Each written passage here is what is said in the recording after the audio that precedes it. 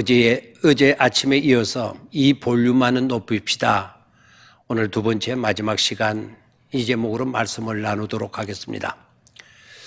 오늘 묵상하게 될 본문의 말씀은 누가복음 17장 15절 16절의 말씀입니다.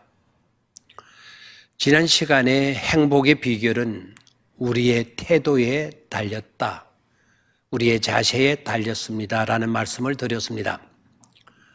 주어진 삶을 지혜롭게 살기 위해서는 꺼야 할 볼륨을 끌 수 있어야 하고 높여야 할 볼륨을 높일 수 있어야 합니다. 정말하자면 소음은 줄여야 합니다. 그러나 감사의 볼륨은 높여야 합니다. 나병에서 고침을 받은 한 사람은 자신이 난 것을 보고는 큰 소리로 하나님께 영광을 돌리며 예수님께 나와 엎드려 깊이 감사를 드렸다고 했습니다. 깊은 감사를 몸으로 나타내 보여주고 있는 것이죠. 감사의 볼륨을 제대로 높이는 사람의 모습입니다.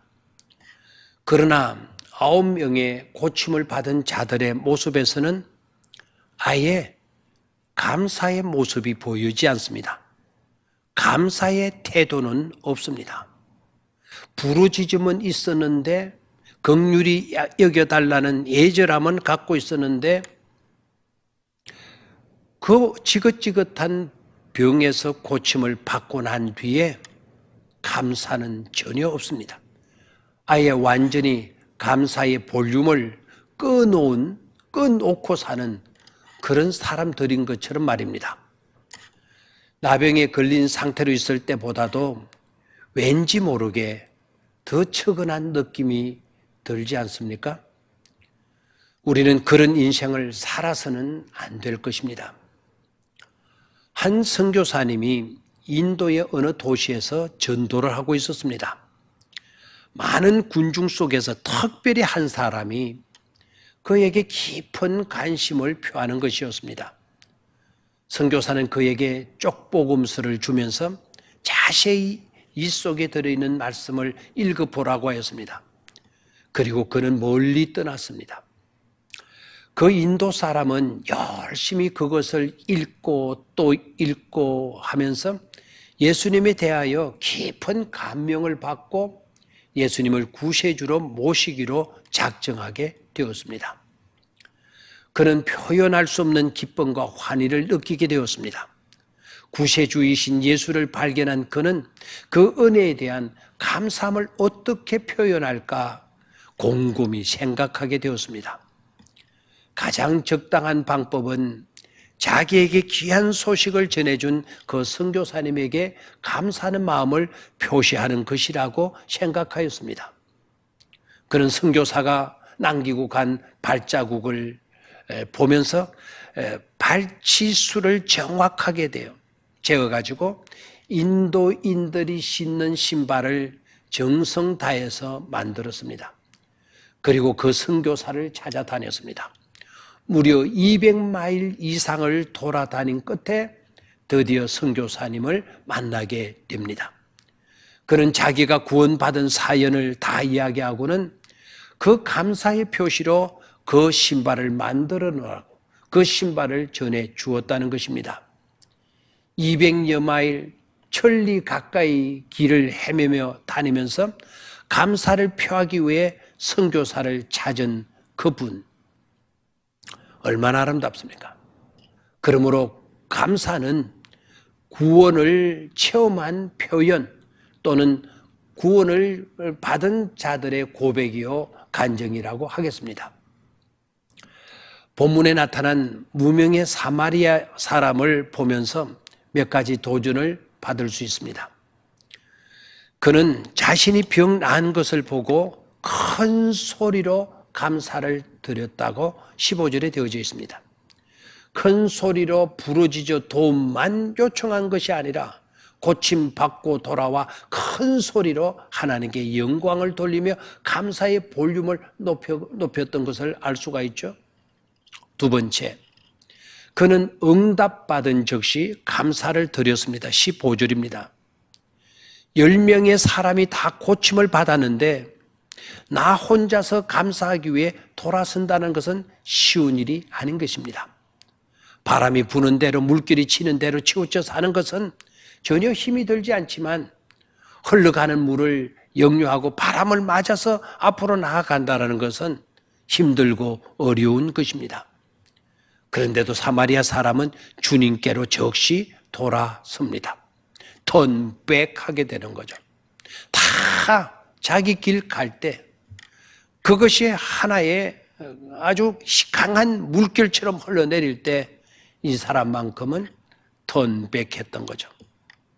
그 물결에 휩싸이지 않고 홀로 감사를 드리기 위해서 돌아섰다라는 겁니다. 세 번째, 그는 분위기에 편성하지 않았다라는 거예요. 16절 하반절이 되겠는데요. 그는 다수의 주눅들지도 다수의 기준에 흔들리지도 않았다는 것입니다. 그 당시 사마리아 사람은 유대 사람들에게 경멸당하는 처지에 있었지만 자신이 사마리아인이라는 것을 합리화시키지도 않았습니다. 나는 이런 사람인데 나 같은 사람이 감사? 드렸들 떡비날 수가 있어? 이런 생각들 하지 않았다는 거죠. 은혜의 힘이 환경과 처지를 이기게 만들었던 것입니다. 그리고 네 번째는 그는 할 수 있는 최대의 감사를 드렸습니다. 16절 상반절이 되겠는데요. 예수의 발 아래 엎드려 살해하니, 예수의 발 아래 엎드려 살해하니, 그는 자신의 몸을 던지면서 감사했습니다. 그가 돈이 있었다면 돈을 드렸을 것이고, 명예가 있었다면 명예를 드렸을 것이고, 머리에 면류관이 씌워졌다면 그 면류관을 드려서 주님께 벗어 드렸을 것이 분명합니다. 감사를 할 때에는 스스로 한계를 짓지 말고 넘치도록 해야 합니다. 여기까지만, 이 정도면 그런 감사가 아닌, 내 가진, 나 이제 가끔씩 없을 때 몸을 다 바쳐서라도 감사를 표현하는 그와 같은 모습들, 귀한 모습이 아닐 수가 없죠. 또한 그는 감사함으로 참된 구원의 복을 누리게 됩니다. 19절이죠. 그에게 주님께서 말씀하십니다. 그에게 이르시되 일어나 가라. 네 믿음이 너를 구원하였느니라 하시더라. 우리 주님께서 이 문둥병자에게 주신 최후의 말씀이었습니다. 일어나 가라. 네 믿음이 너를 구원하였느니라. 10명의 나환자들은 예수님을 선지자 중 한 사람 정도로, 또 아니면 선을 베푸는 성신님 정도로 알았을 것입니다. 그러나 인생을 고쳐주심을 통하여 이분이 바로 메시아구나 하는 본질적인 믿음을 회복하지는 못했습니다. 그러나 이 사람은 이분이 곧 메시아이신 것을 알고 궁극적인 구원의 문제, 믿음을 통해서 영혼 구원까지 받게 된 축복을 받았지 않았습니까? 사마리아인은 육신의 질병만을 치료받은 것이 아니라 영혼의 구원이라는 엄청난 축복도 받은 것입니다. 또 한 번의 하나님의 은혜를 누리기 위해서는 마치 대나무가 매듭을 지으며 자라가듯 감사의 매듭을 만들며 전진하는 삶을 살아야 합니다. 한 가지 일 때문에 감사하는 자에게 주님은 10가지의 감사의 제목을 주시지 않습니까? 우리의 믿음과 하나님의 은혜는 감사를 통해서 자라고 자라는 것입니다. 한계를 짓지 않으시는 하나님의 은혜와 복을 받아 누리는 저와 여러분들이 되시기를 바랍니다. 감사합니다.